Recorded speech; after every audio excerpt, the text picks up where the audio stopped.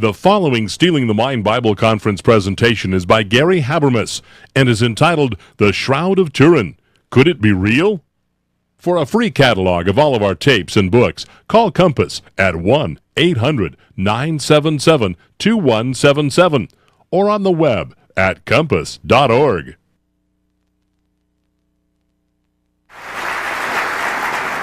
Good morning. I'm going to dig right in because I've got a lot of slides and not enough time to cover them. So let me just say right off the bat, I echo what Bill is saying totally. I'm not here today to convince you that the Shroud of Turin has to be the burial garment of Jesus or something like that. I'm interested in something a little more fundamental, and that's this. Dozens and dozens of pathologists and other authorities have checked this cloth, and basically I think we can agree to this. The conclusion is, if this cloth is not Jesus, at the very least, this is the closest you'll ever come to crucifixion. This is the closest you'll ever see. And so therefore, it's useful to try to learn what crucifixion is and what Jesus went through. Now, I've been doing these slides for 20 years, done them hundreds of times. Well, now that people have seen the Passion, they're sort of up to speed on some of this because the Passion is accurate, especially the whipping portion. Actually, if I was to comment on the Passion, most of my work is on the death and resurrection of Jesus. Most of the books out there on the table are on the resurrection. That's my first love. And when people ask me about the Passion, my kind of one-liner comment is, the whipping of Jesus and the Passion is accurate. The cross is actually rougher than the way Mel Gibson portrays it, if you can imagine that. The whipping is right on. But as you'll see a little bit today, it was a little bit rougher on the cross than just putting somebody up there and having the person be worn out and die. So, whether this is the burial garment of Jesus or not is not the issue. The question is, what is death by crucifixion? And there is obviously an aside here. Could this possibly be his burial garment? I'm going to go ahead and start with the slides right away. The shroud has been on display several times now. And if you were one of the millions of people who went to Turin, Italy, you might have stood in line for up to 8 hours to see a picture like this one here. And you might think, I've been robbed. I've stood for 8 hours and I'm looking at one of those Rorschach tests in psychology. I mean, seriously, how do you connect these dots? What is this? And this is supposed to be a man? And he's crucified? So, you waited there for 8 hours and you got your camera. And this, whatever it is, this is the most examined archaeological artifact on the face of the earth. More research hours have been put in on this than any other artifact. And so, you're there and you take some pictures. And you get home and you get your film developed and you got this image in your mind of this kind of wispy figure here, and you develop your film, and here's what you see. You say, well, that's not what I saw when I was standing there in line. But that's what your film says. Actually, the image on the shroud is it's a type of photographic negative, and your picture is actually the positive. And this is the image of a man who's lying on his back, his hands are crossed, he's been mutilated in 100 different ways, as we'll see here in detail. But the shroud was caught in a fire, actually, in the 16th century. It was just caught in a fire recently. So you have to get used to seeing those burn marks. The shroud was folded up like a bedspread, and when the molten silver came through the cedar chest type deal it was in, it burned through the cloth. So what's going to happen here is I'm going to contrast. On your left is the shroud as it appears to the naked eye. On your right is your photograph when you get home. Here's the face. On your right, what you would have seen when you stood in line. On the left, what your camera says. And notice that there's a right-left reversal, and notice there's a light-darkness reversal. Some funny things are going on when you photograph this. For example, look at that number 3 shaped blood stain on the forehead of the man in the shroud on the right. Notice the number 3 shaped blood stain. You go home and you develop your pictures and look over on the left, it's backwards. The number 3 is backwards. And the dark spots on the shroud image, the bridge of the nose, the mustache, the beard, and so on, are now light on the left. So there's a left-right reversal, there's a light-darkness reversal, and right away, I mean, that doesn't make this a miraculous object, but it makes it a rather strange object of study. Well, how long has this been around? This question is probably the one I get more than any other question. This is a 16th century painting, and it's pretty accurate. This shows you how the man in the shroud is buried, and you can see the ladies there weeping in the background, and up above, angels are holding the cloth open, and you see that image. There's a double head-to-head image of the man in the cloth. The cloth was wrapped lengthwise around his body from head to foot, and therefore, since it was wrapped as you see on the bottom there, when the cloth was opened, you have a frontal image and a back image. And if you've been keeping up with the information, just a few months ago, they discovered that there's a lighter image underneath, on the inside of the cloth, and another image out on top. There's a second image that goes, whatever this is, goes right through the cloth. And we're going to talk about some of these characteristics. First of all, let's talk about a little history. You saw the 16th century painting. I'm going to show you a few paintings of Jesus, and it is long thought that artists down through the centuries thought they were painting the face of Jesus. That doesn't prove anything, but it proves that they thought they were painting the face of Jesus. All right, take a look at that triangle mark between the eyes. That is not from the shroud. The little double wisp of hair. Notice the hair is parted down the middle, it goes down both sides. And the beard is double pointed. Notice on the left, notice the triangle between the eyes.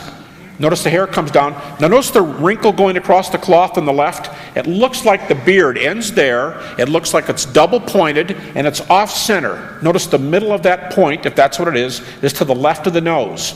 All right, look at the painting over here. Notice they got a double point on the beard. The point is off center. They got the triangle between the eyes. The little wisp of hair on the forehead. The eyes look abnormally large in the shroud. We'll talk about that a little bit later. So the artist makes the eyes abnormally large, long, slender nose, and it looks like the artist wants you to think he's copying the face of Jesus, and that's this. But actually the beard goes down to the second line. You're going to see this a lot more clearly later. The beard goes down to the second line, and so what's the artist do? He puts a line going across Jesus' neck, down below the beard. You see that? There's two lines underneath the beard, because he doesn't know what those lines are. And so he thinks he's painting Jesus, and yet he's wrong about the beard, but he thinks he's being accurate. That's what's so interesting here. Same thing. Notice the line underneath the throat? They put a second line for the beard, but he cuts the beard off up above. The long, thin nose, the large eyes, that triangle between the eyes, that's a wound or a mark on the cloth. The same two little wispy marks of hair on the forehead. The hair is split down the middle, going down each side. They think they're painting the face of Jesus. Doesn't mean they are, but down through history, this is the most copied image. Notice, if you just start going down yourself over the checklist, you see the hair parted down the middle, the triangle shape between the eyes, the very large, abnormally large eyes. He's got that double-pointed beard. Notice he's got bruises on the cheeks, because when you go back to Jesus, what he thought was Jesus in the cloth, he's got bruises under his eyes. So he puts bruises on a living Jesus, a pre-beating Jesus. So they definitely think they're painting the face of Jesus here. Before I go to this slide, let me just tell you that there are two little Roman coins from just before and just after 700. And these coins are the first coins we know of with the face of Jesus on the coin. And around the Roman coin, it says, King of Kings and Lord of Lords. A friend of mine just purchased an actual, they're rare, but purchased an actual coin. And these two faces on two coins, are copied off the shroud face. How do you know that? Because if you have two pictures of somebody, let's say we've got your high school photo and somebody who looks like you just robbed a 7-Eleven. So they take a photo from inside the store, the nearest photo they have is your high school photo, they have to have X amount of points of similarity to say this is the same person. I've been told they need about 40 connection points. Between the face on the shroud and the faces on these two coins, there's between 70 and 200 connection points. There are paintings in Ravenna, Italy, and in St. Catherine's Monastery on the Sinai Peninsula that look the same way, look very much like they're copied off the shroud face. So it looks like somebody from history thinks they're painting the face of Jesus. Now, in 1978, my co-author in a couple shroud books, most of the photos you're going to see are from the 1978 scientific investigation. Circle, obviously, is put here around the right eye of the man in the shroud. Through image enhancement, a number of the scientists believe they can read what's under these eyes. Now, let me first show you a lepton, a coin from the 1st century. You see that staff in the middle and some Greek lettering around the edge. On your left is another lepton, and it's a little bit off the slide, but down there in the corner is a little guide what you can look for. But look up on your right hand, that's the right hand side is the man in the shroud's eye, and look around the edge. See up at the top, U-C-A-I, you see those letters? U-C-A-I, and there's some other little squiggly marks on both sides. They are now up to 7 letters. These are, you can see 4 right there. But U-C-A-I, you know what that is? That is part of the spelling of Tiberius Caesar's name. Tiberius Caesar, the man under the cloth in the shroud, has 2 coins, which you'll be able to see later. 2 coins placed over his eyes, apparently. And this is the lettering from one of the coins. And that is the name Tiberius Caesar. And you know what you're looking at? What kind of coin this is? This is a lepton of Pontius Pilate. Thank you. We were looking for one of those earlier. Appreciate that. There's the U, C-A-I. This is a lepton of Pontius Pilate minted between 29 and 32 A.D. Now, how would somebody in the Middle Ages, if they faked the cloth, how would they know a coin of Pontius Pilate if they saw one? How would you know it? And this is a lepton with Tiberius Caesar's name, but watch, this letter right here, it's misspelled. That should be a K instead of a C. Tiberius Caesar's name's misspelled. Do you know that they found 7 other leptons of Pontius Pilate now with the same misspelling, with U-C-A-I? All right, I'm not here to solve mysteries, I'm just telling you some of the mysteries. This photo is, for me, is kind of synonymous with why people are interested in the shroud today. This is the group of scientists gathering in the cathedral in Turin, Italy, 1978. Seated on the chair there is probably the chief shroud researcher, John Jackson. He's a theoretical physicist. Actually, he taught right here in your state. He taught at Colorado State University, I believe, physics department. He's seated there in front of a table that was constructed to spread this cloth out. You'll be able to see that. He's surrounded by the men and women who are going to do tests over the next several days. They're going to take several thousand photographs. This is John Jackson, same person you saw before. This is Eric Jumper. You can see that on his name tag there. They were professors at this time. They were both professors at the Air Force Academy, as were my co-author, Ken Stevenson, and another guy, D. German, who was an agnostic, who you can see in the previous picture. The 4 of them were in a famous carpool right in Colorado Springs. They were in a carpool, and that's where the idea for testing the shroud started in the mid-1970s, right here in your state. This is one of the chief photographers for the team. He's a professor at the Brooks Institute of Photography, and he's out of my range here, but this is an Italian scientist over on the side. For the first time, they are separating the front of the cloth from the back of the cloth, and they want to ask the question, is the shroud image, does it go all the way through the cloth, or is it on the front only? Because those conclusions are very important, and we'll give you the answer with a slide a little bit later. You can tell this is the 70s, folks, right? This is a physicist from the Jet Propulsion Lab with his flower power shirt on. This is Sam Pellicore, who's an agnostic, And he's examining the face area of the man in the shroud. The shroud is, it's not on that, stretched out on the table. His hands are crossed in front of him, so you can see the feet are going to be down here, and the top of the head's going to be here. And he's doing some microscopic work in the face area. Like I said, these are actual photos from the scientific investigation. Kodak made some sticky tape so that they could take samples off the cloth. Here, they're taking samples off the feet. And the man in the shroud has dirt and blood on the bottom of his feet. Let me tell you something interesting about the dirt. The dirt, this has been written up in a peer-reviewed secular chemical journal.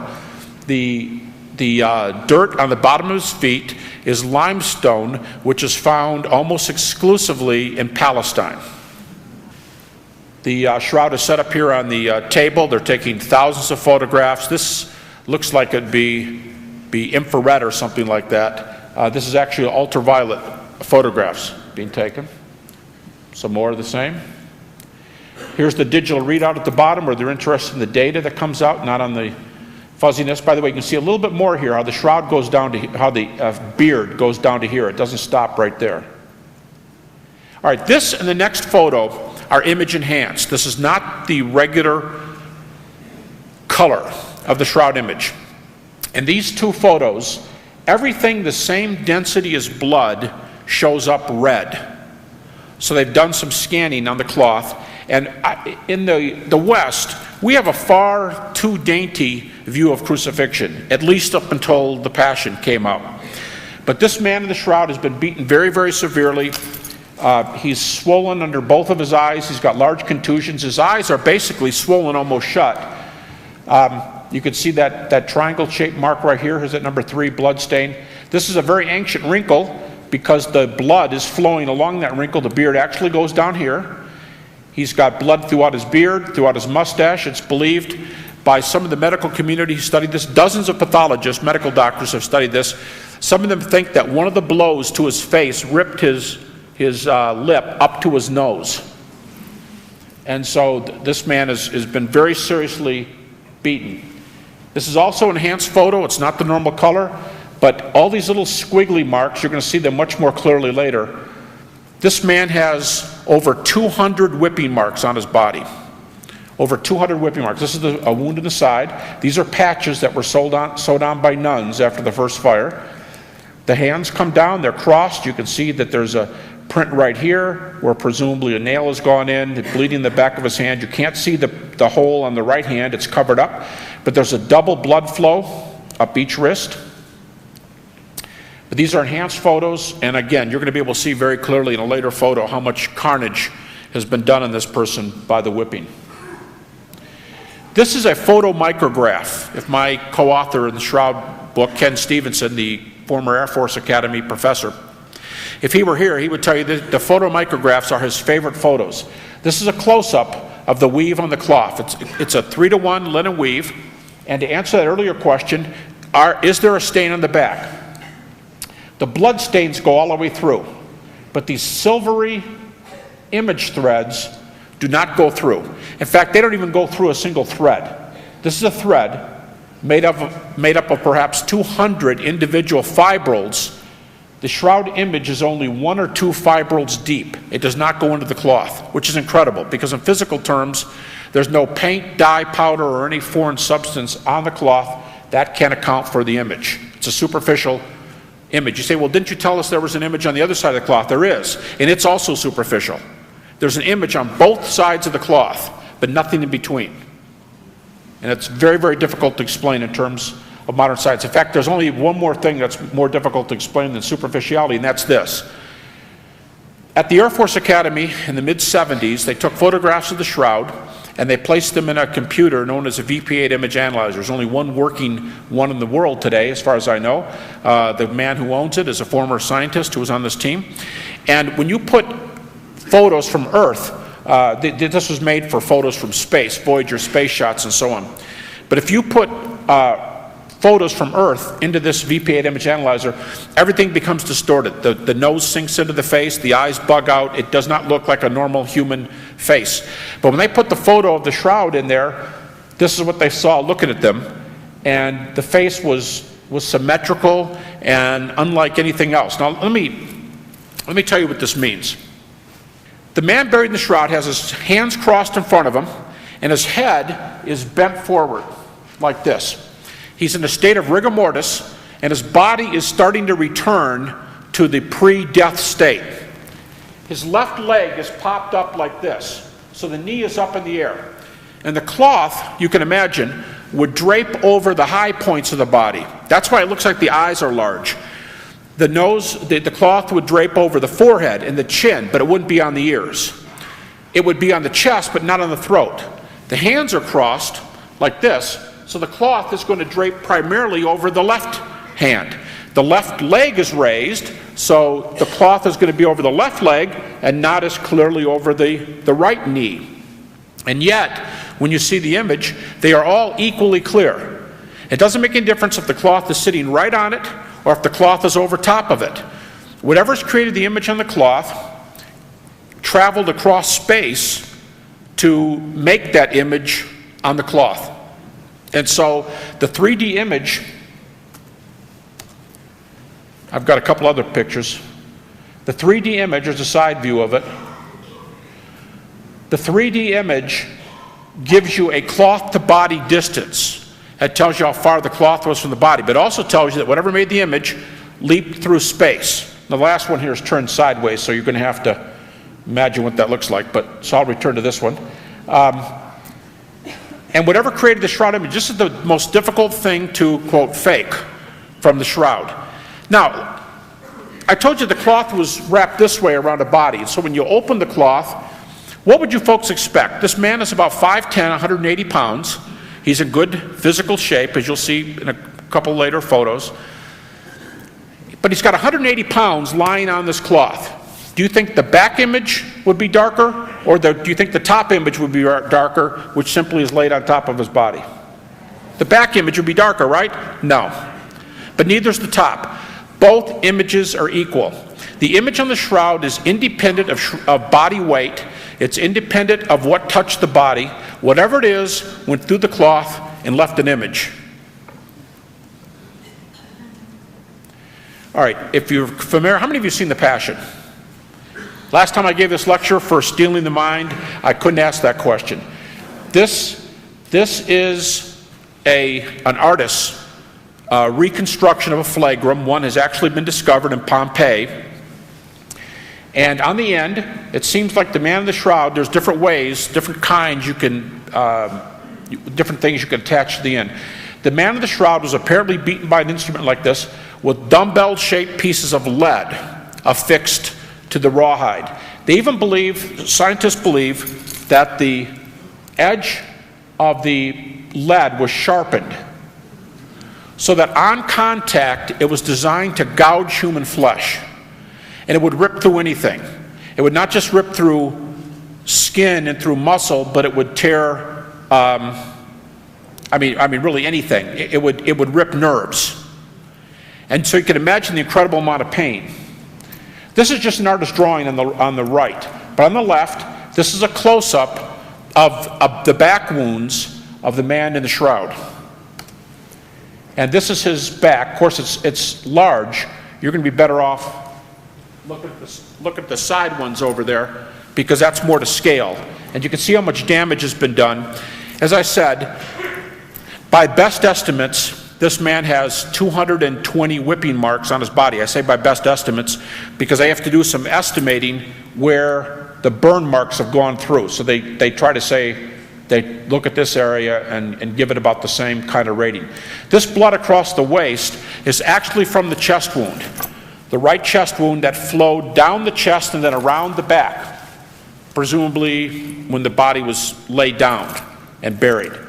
But that's the chest wound with the blood and water, both of which are visible there, growing across the waist. Here's the four wounds most regularly associated with crucifixion, and it seems that the man in the shroud, this is from the shroud, you could do this a lot of different ways, had his foot crossed over the other one with a single nail holding both, and it seems that the nails are in the wrist. When you say, well, doesn't the Bible say Jesus was nailed to the hands? Actually, the Bible doesn't say that. In the crucifixion accounts, all it says is, and they crucified him. The only time we know about the nail prints is from the resurrection accounts. And he shows them his hands and his feet. You say, well, okay, fine. Wasn't he nailed to the hands?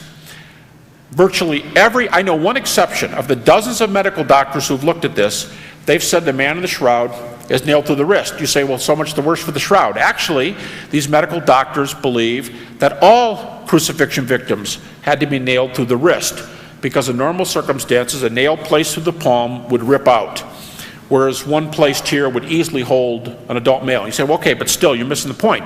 Doesn't the New Testament say he was nailed to the hands? All right, maybe you've heard your pastor say that many times Greek is more accurate than English, 4 words for love and so on, but this is the opposite. The Greek word for hand is not a very exact word. In fact, there's no Greek word for wrist. And so everything you see sticking beyond my shirt sleeve is called hand in the Greek. In fact, one time in the Greek Old Testament, the word is used and it's the upper arm. So it's not a very accurate word. It means an appendage. And so to use that word does not tell you where it's been nailed. And by far, most New Testament scholars and medical doctors believe the nails were placed right here in the wrist, right about where you see that in the drawing. This picture's flipped around. You know, it depends on whether you're talking about the original or your photograph as to whether it's left or right. But in the shroud, that's the left hand you're looking at. Let me tell you something very, very strange about this painting. That was a snafu. This photograph. Notice how abnormally long the fingers look? It looks like this is way, way longer than fingers would normally be. Years ago, critics said,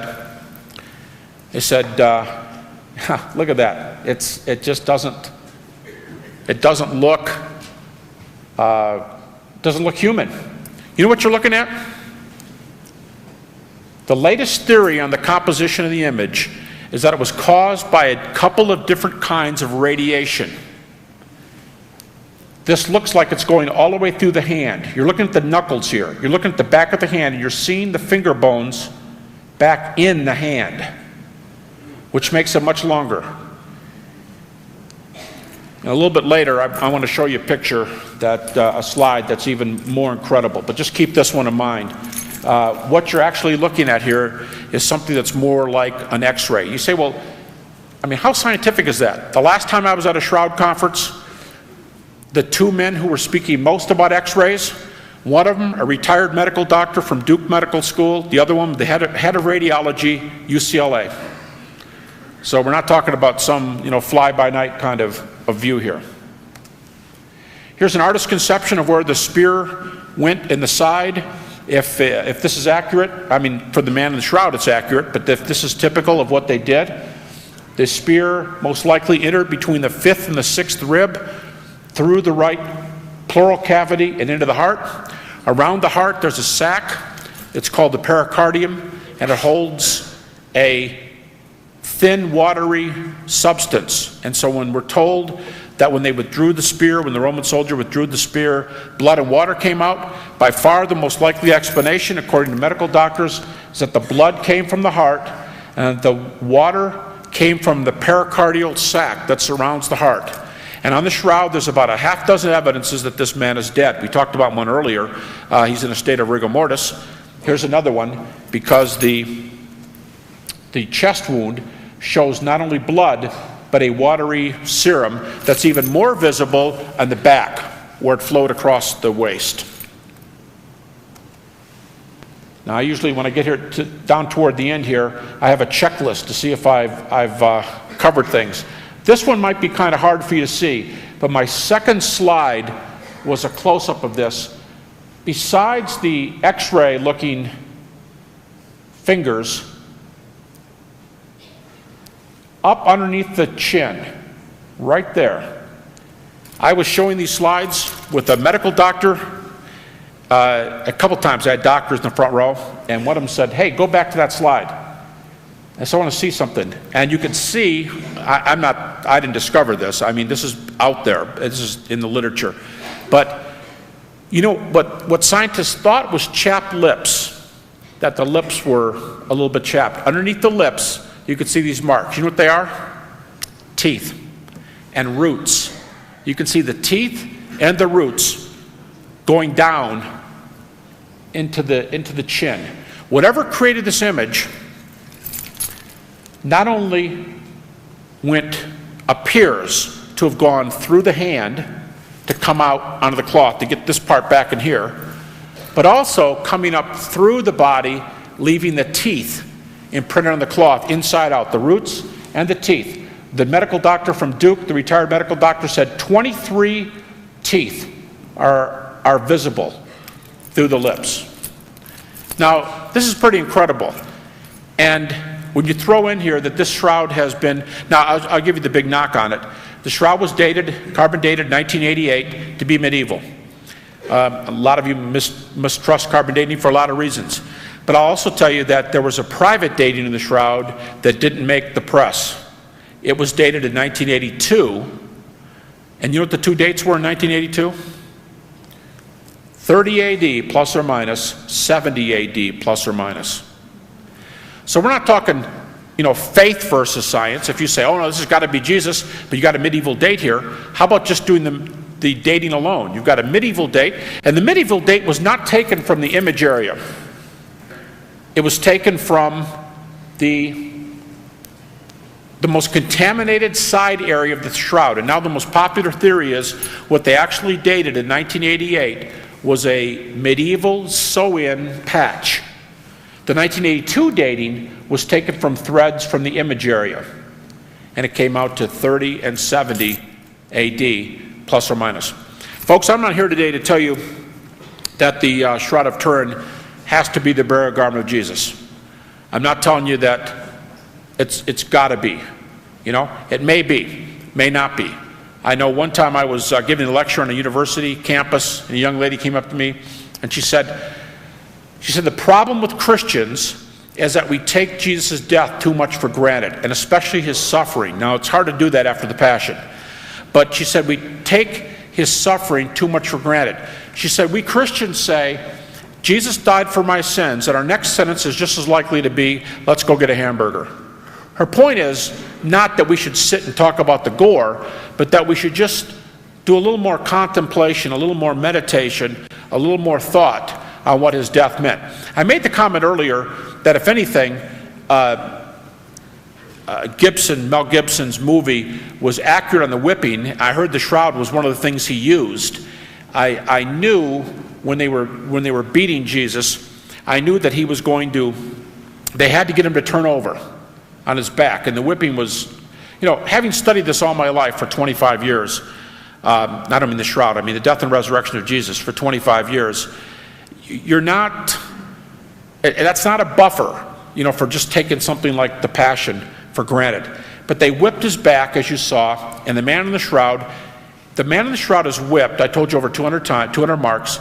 He's whipped on every inch of his body, with the exception of his face, which was severely beaten, with the exception of his face, right here in his forearms, and his feet.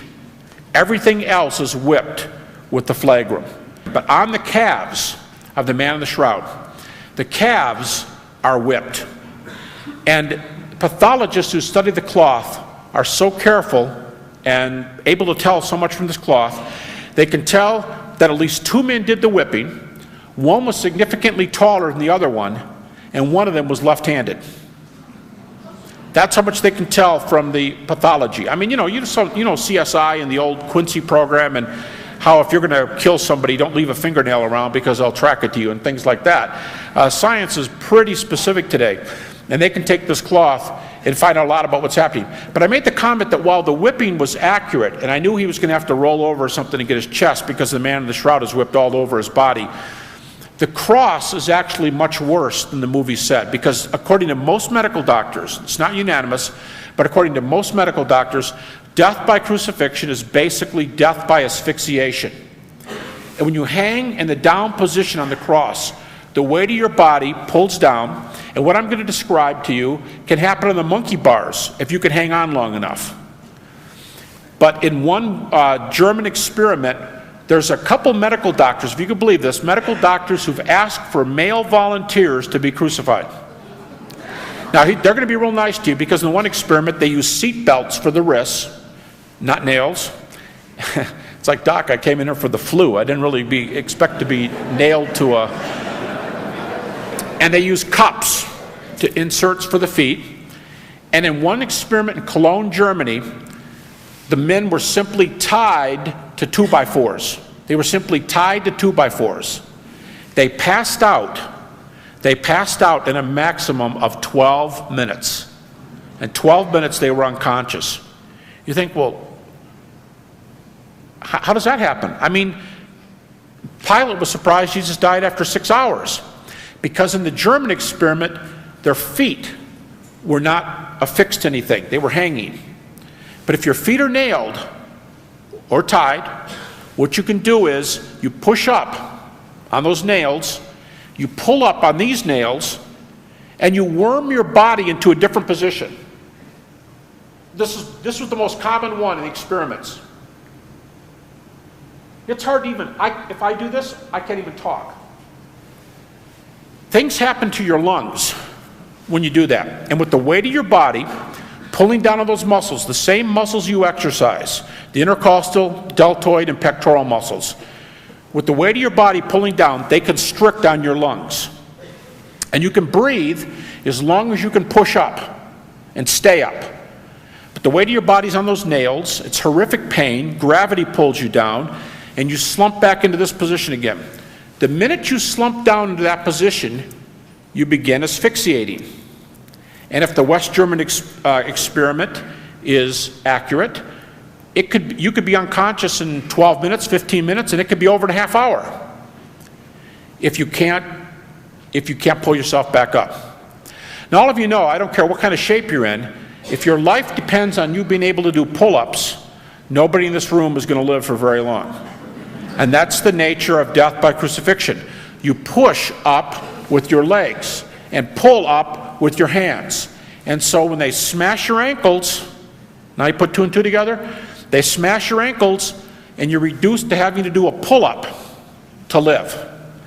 And that's why once they smash your ankles, it's not just something they did to be nasty. I mean, the whole process is to be nasty. But they smash your ankles for a very specific purpose. If you can't pull back up again, you asphyxiate, and it's over quickly. And so on the cross, in the Passion, Jesus would have been hanging down in the low position, and if all of this is accurate, he'd have been asphyxiating, pushing up, and every time he pushes up, he would explode and breathe in again, much like a diver who goes off a board. You know that feeling, you didn't get enough air for how deep you ended up going, and you just weren't sure you were going to make it up to the surface and be able to breathe again. You know, maybe you felt like Fred Sanford, you know, this is it, I'm coming, Elizabeth. And you thought it was all over. And you know how you explode out of the top of that water when you don't have enough air? How would you like to do that every minute or two on the cross and do it for 6 hours? And be asphyxiating for 6 hours. That's the nature of death by crucifixion. So take the beating from the Passion and link it with this kind of explosion kind of breathing where you have to get a breath every couple minutes and stay up as long as you can. If you're going to talk, you talk from the up position. By the way, the closer they nail your hands to your head, the faster you're going to die. The further they put them out, they stretch it out. Now, these guys weren't medical doctors, but they didn't have to have stethoscopes and EEGs and everything else, because you don't fake death by crucifixion. If you're hanging in the low position for any amount of time and you're not pushing up, that means you're at least unconscious and close to death. You can't stay in the low position and just hope nobody sees you hanging there. You say, I'm going to try to control my rapid eye movements and hope they think I'm dead. Well, the joke's on you, because they're going to leave you an hour or two, you know, in that position, and you're not going to live. It's like holding your breath for 2 hours underwater. And so if you add that to the Passion, you'll see how much worse this really gets. Well, folks, what we're looking at here, what you've seen, this may or may not be the burial garment of Jesus. I'm not here today to tell you it is. But if this is the burial garment of Jesus, if it is, this would be the most incredible artifact on the face of the earth. At least I think so. We have a lot of people here with a lot of artifacts out here, so we could have an argument about whether this. I'll tell you what. If the shroud is authentic and the ark is authentic, I'll take the shroud over 10 arks. Now I'll make some people upset out there. What we need is a debate. That's good. Because you know why? If the shroud is authentic, what you have in that picture is the gospel. The gospel's right there. Because the man buried in the cloth is dead. He's in a state of rigor mortis. He's got post-mortem blood flow. He's got separation of blood and serum. About 6 reasons to believe he's dead. The man buried in the cloth is dead. And now you have to answer the question, what caused the image on the cloth? If that's radiation coming from a dead body, this gets pretty exciting. And the image is on the bottom side of the cloth, and the image is on the front side of the cloth. It's almost like it made a little burn. You know what the image is made of? I can tell you scientifically. I can tell you the words. The image is made of conjugated, dehydrated cellulose. You say, great. I really need that. But you know what that means? That means the shroud image appears to be a scorch on a piece of linen, as if you left an iron a little too long on a white shirt. That's conjugated, dehydrated cellulose. The image looks like it's burnt onto the cloth. It may not be the burial garment of Jesus. There may still be a scientific explanation for it somewhere. But it's possible, that's all I'm saying, it's possible that this is the death of Jesus. And it's possible that what you're seeing here is the result of the resurrection. The man in the cloth is dead. And we all know dead men don't do much. But there's an image on the underside and on the top of the cloth. This is not a normal man. Something is happening to this man.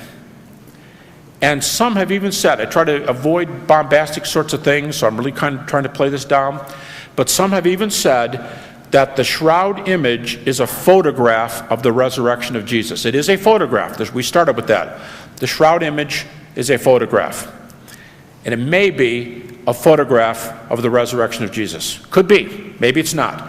But here's the follow-up point. Let's say it's not. Even if it's not Jesus, medical doctors say it is very, very accurate. At the very least, it's the closest picture we have, closer than the Passion. This is the real thing. Somebody was crucified. Whatever the shroud is, it at least is the shroud of a man who was crucified. And so therefore, we learn a lot about crucifixion. If it's not Jesus, we still learn what Jesus went through. And most of my things on the table out there about the resurrection. 50% of all the books I've written, of the 26 books, 11 of my books are on the resurrection. I specialize in the resurrection of Jesus. I'll tell you folks, with all the evidence from the shroud, the evidence for the resurrection is stronger. The historical evidence for the resurrection is stronger than the shroud data. We have more evidence for the resurrection than you need to show it occurred. Some exciting things are happening today. Have a good afternoon. This has been The Shroud of Turin. Could it be real? Presented by Gary Habermas. If you'd like to purchase this presentation on audio, video, or DVD-R, or receive a free tape catalog of over 100 top Bible teaching videos on dozens of subjects, call Compass 800-977-2177 or on the web at compass.org.